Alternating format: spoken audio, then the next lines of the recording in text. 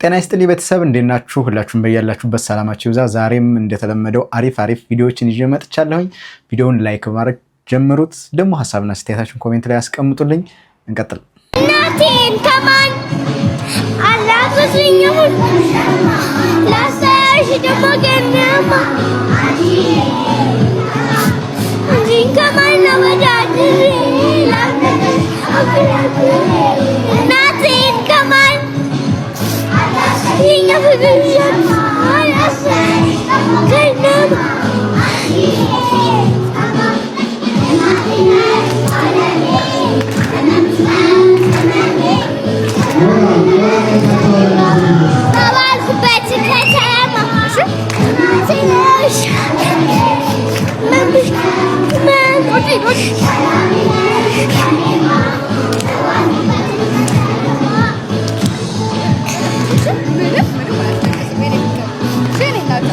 እንግዲህ የምታዩት የልጆች የምርቃት ስነ ስርዓት ላይ ስለ እናት እየዘፈኑ ነውና አሁን አብዛኞቹ ህፃኖች እኮ ስለ ዘፈኑን አጥንተው ግጥሙን ሸምድደው አብረው ይዘፍናሉ ምናምንና ይቺ ህፃን ልጅ ግን ኢሞሽናል ሆና የተገጠመው ግጥሙን ሴንስ አድርገው ማለት ነው በደንብ ገብቷት እሱ እያለቀሰች ነው። በጣም የገረመኝ ቪዲዮ ነውና ስለ እናት ሲነሳ ኢሞሽናል የምንሆን ሰዎች ብዙ ነን።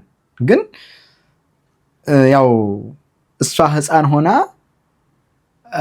ከግጥም መሸምደድና ከዘፈን ባለፈ ይሄ እንትኑን አንደርስታንድ አድርገው ይሄ ግጥሙን አንደርስታንድ አድርገው ኢሞሽናል ሆና ማልቀሷ በጣም አስገራሚ እና ይች ልጅ በሶሻል ሚዲያ በጣም በሰፊው እየተዘዋወረ ይገኛል። የሷ ቪዲዮ በጣም ሰው የሚደነቅባት ምንድነው ስለ እናት ይዘፈናል፣ ብዙ ሰው ኢሞሽናል ይሆናል። ግን ይች ህፃን ልጅ አንደርስታንድ አድርገው ግጥሙን ኢሞሽናል መሆኗ በጣም የሚያስገርም ነው፣ የሚያስደንቅ ነው እያሉ ነው። እውነት ነው፣ በጣም ገርሞኛል።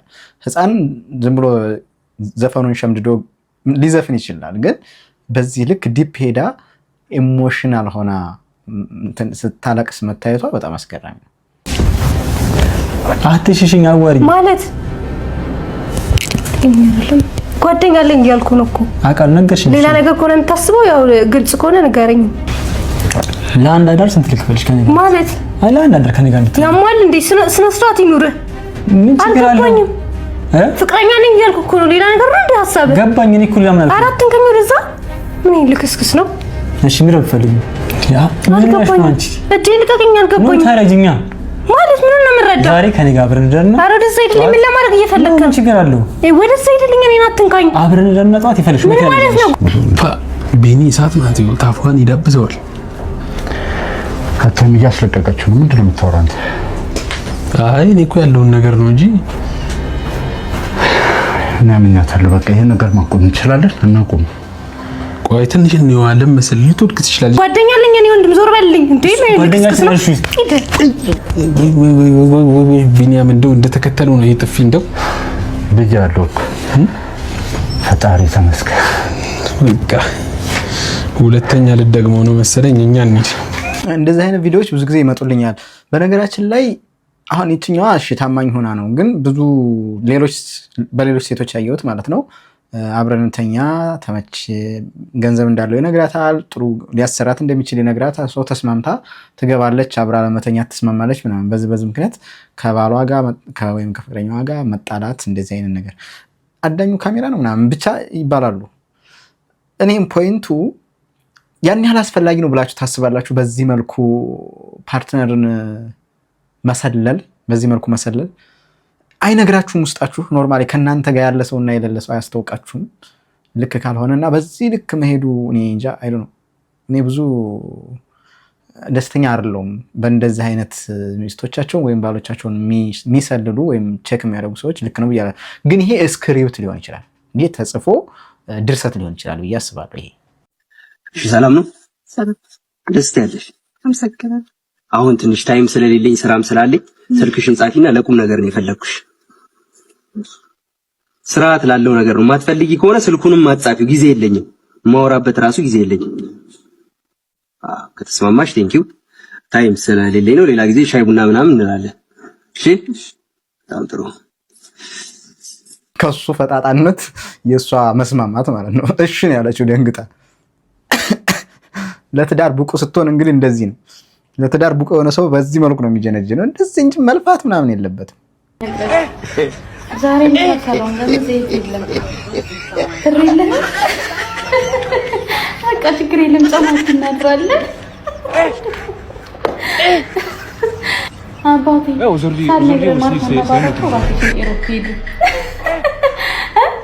አያናት እናንተ እንደኔና እንዳንተ ፈታ ነው እንጂ እዚህ በባዶ ቤት አይደል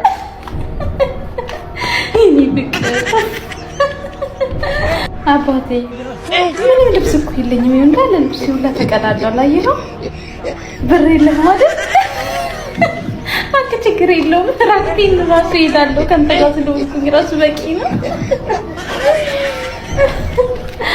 ችግር የለም ራሴን እሄዳለሁ እንዳታስብ አባቴ ሳልነግርህ ቤት አከራያችን መጥቶ ነበርና ካልከፈላችሁ አረ ብር የለህም እባክህ ችግር የለውም ከፈለገ ጎዳና አውጥቶ ይጣለን እኔ እናንተ እስከተፋቀርን ድረስ ብር የለህም ችግር የለውም ዋናው ፍቅር ወይኔ አባቴ እንዴ የኔ ልብስ ላለው ያንተ እንደዚህ ብጭቅጭቅ ወጥቷል ወይኔ ላንተም ብር የለም ለካ ችግር የለም ባከል ያለው ባዶራ ወጣት ይሄዳል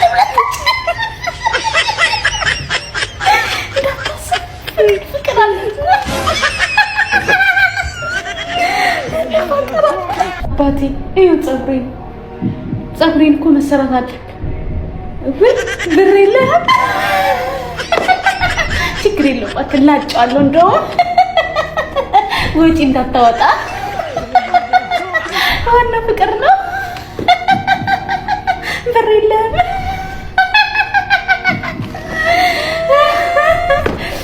እንደዚህ አይነት ቀልዶች እንጨት ነው የሚሉ ይሄ በጣም በጣም ተለጠጠ አሁን ለምሳሌ ከገንዘብና ከፍቅር የቱ ይበልጣል አንዴ ፍቅር ምን ያደርጋል ገንዘብ ነው እንጂ ብቻ እሱን ማምጣት ነው የፈለገችው ያም ሆነ ለመኖር መስራት ያስፈልጋል ለመኖር ገንዘብ ያስፈልጋል ገንዘብ ለማግኘት ደግሞ መስራት ያስፈልጋል በቃ ሰው እየሰራ እየተለወጠ ያደገ መሄድ አለበት የማይሰራ ሰው ምናምን መሆን የለበትም ነው ነገር ግን በዚህ ልክ ለጥጦ መጃጃል ብዙ ደስ አይነፋም ማርያምን አይነፋም እንደው ሁለታችሁም ወጣቶች ናችሁ ከልጅሽ አባት ጋር እኔ ደግሞ አንጋፋ ሽማግሌ ነኝ ባግባባችሁ ባስታርቃችሁ አብሮ የመኖር እድሉ የለም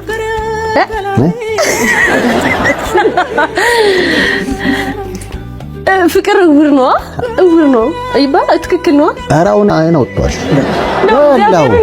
አሁን ያል ድሮ ነበር አሁን እንዴ አይኑ በርቶ እኔ ጋር ያይም ጭራሽ አያይም ያ ሁሉ ነገር እንዴ በጣም እኮ ሁለታችንም እኮ ብታይ ማለት ነው በጣም ይገርም ጎበዝ ልጅ ነው ደግሞ እሱ ማለት ነው ታይዘን ብዙ ነገር ይሄ ወጣትነት አንዳንዴ ትኩሳቷ አስቸገረች እንጂ እኮ ታይዘን የት ምን ደርሳለን ደግሞ ታይ ስናወራ ምናምን እኮ ግን በቃ አልሆነም ያ ሁሉ ነገር ምናምን አበቃ አዎ ግን አይዞሽ አንቺ ጋር የበደል ስሜት ካለ ይቅር ባይ መሆን ያለብሽ ይመስለኛል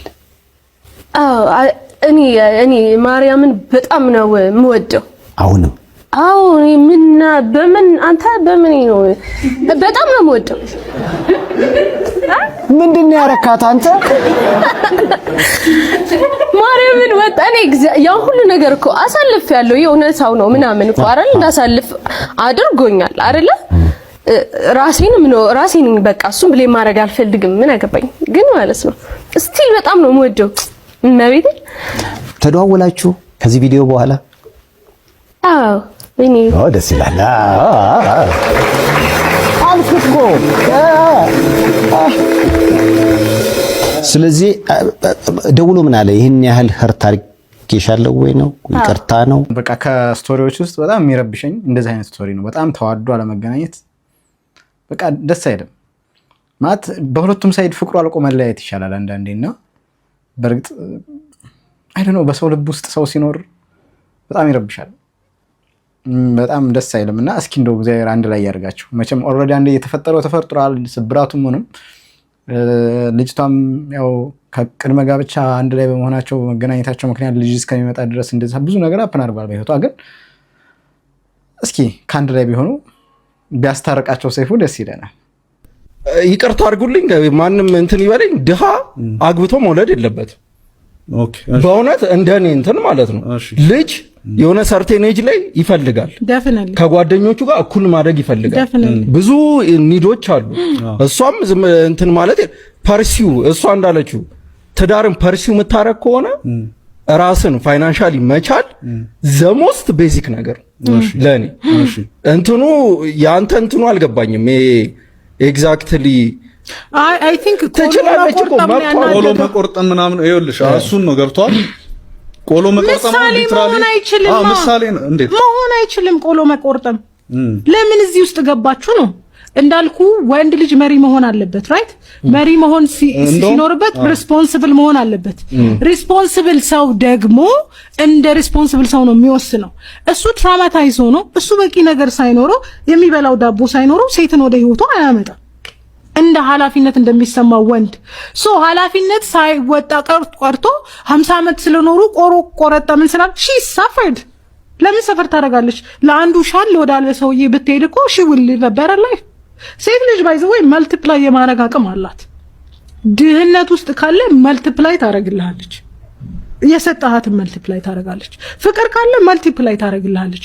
አብዛኛው ወንድ ጤናማ ሴቶች ካገቡ በጣም ሰክሰስፉል ይሆናሉ። ቤዚክ ነገር ይዘው ማለት ነው። እናውቃለን በዙሪያችን ብዙ ሰዎች ከትንሽ ነገር ተነስተው በጣም ፍሎሪሽ ያደርጉ። ለምን? ሴቷ መልቲፕላይ የማድረግ ፖቴንሻል ጸጋ አላት ማለት ነው። ዜና ያዝልኝ። ይሄ ጤናማ ሴት ካለች በትዳር ውስጥ ማለት ነው። እኔ ምስክር ነኝ፣ የማውቀው ነገር ስላለ ነው። በጣም ጤናማ ትዳር ይሆናል ማለት ነው። ጤናማ ትዳር ከሆነ ደግሞ እግዚአብሔርም ብለሲንግ አለ። እግዚአብሔር ያንን ትዳር ይባርከዋል። ለዛ ነው ልባችሁን አንጽታችሁ ንስሐ ገብታችሁ ቆርባችሁ እንድታገቡ የሚፈለገው። በቃ ንጽት ያለ ጥሩ ትዳር ጤናማ ትዳር ይሆናል። እግዚአብሔር ይባርካል። አሁን ሰው እሱ ያለው ጀስት ድሃ ማግባት የለበትም። የየትኞቻችን ወላጆች ናቸው ሀብታም የሆኑት? የአብዛኞቻችን ወላጆች እኮ ድሃ ናቸው፣ ግን በድህነት ወልደውን አሳድገውናል። ምን ለማለት ነው? ያን ያህል ሀብት እንትን ነው እንዴ ጎበዝ? ይሄ ምንድነው የሚባለው? ይሄ ዋስትና ነው እንዴ ሀብት? ሀብታም የሆነ ሰው አያጣም እንዴ? አሁን አንድ ታሪክ አሳያችኋለሁ። እንዴ አሁን ለምሳሌ አንድ ሰው በጣም አውትሻይን ያደረገ ጥሩ ሀብት ያለው ምናምን ብላችሁት እኮ ራሱንም ሊያጣ ይችላል፣ እንኳን ሀብቱን ማለት ነው። በዛ ላይ ደግሞ ሀብት የሌለው ሰው ሰርቶ ሀብታም መሆን አይችልም እንዴ? አንድ ላይ እየተጋገዘ ከአንድ ሁለት ይሻላል አይደለ? እኔ አልስማማበትም ይሄ ሐሳብ። እውነት ነው እሷ እንዳለችው ለራሱ የሚበላው ሳይኖረው ሴት ሊያመጣ አይችልም። ነገር ግን እየተጋገዙ የሚያድጉበትን የህይወት አቅጣጫ መጀመር ይችላሉ።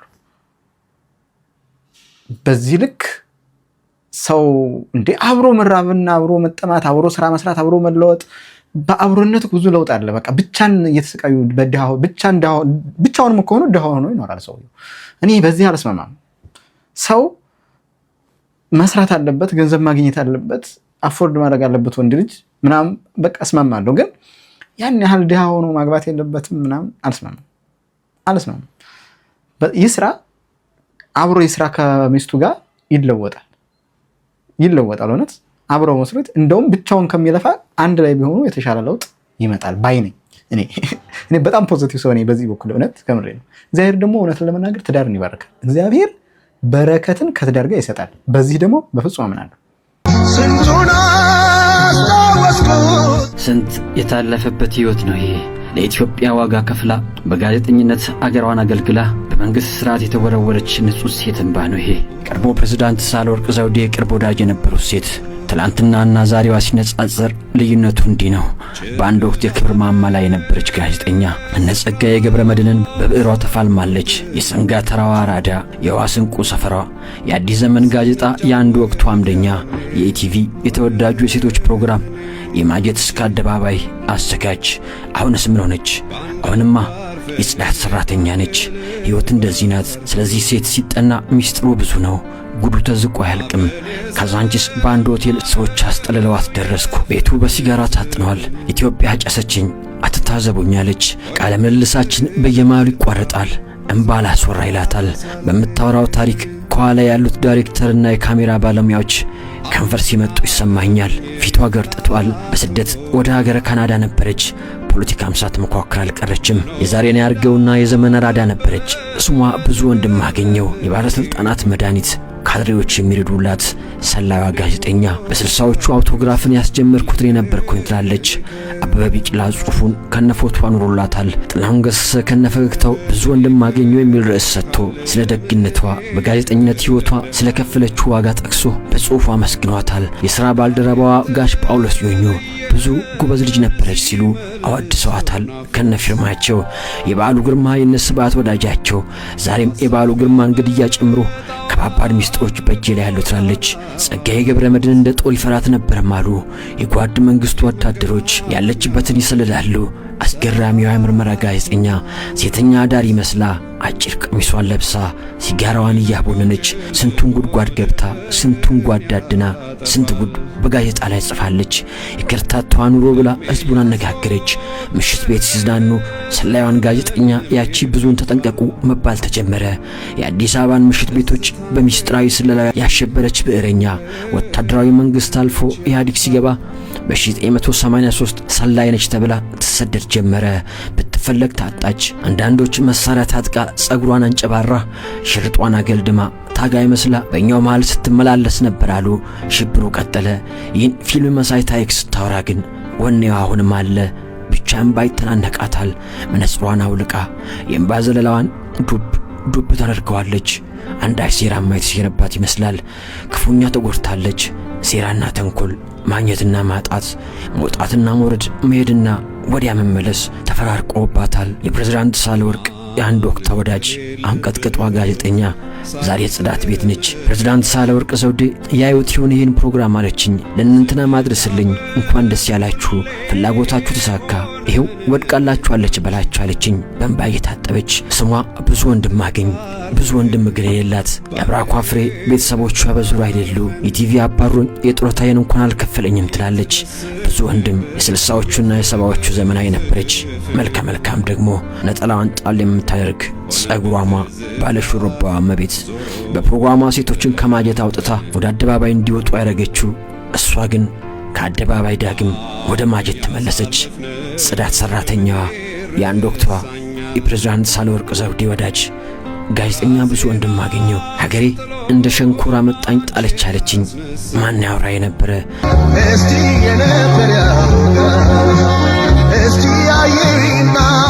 አሁን ይህንን ታሪክ ስትሰሙ በቃ ብዙ ነገር የሰው ልጅ ድጋሚ ሁለተኛ ነው የሚሰራው ማለት በቃ ዝናም አንዳንዴ ጥቅም የለውም፣ ሀብትም አንዳንዴ ጥቅም የለውም፣ ቤተሰብ ልጅም ሊሆን ይችላል።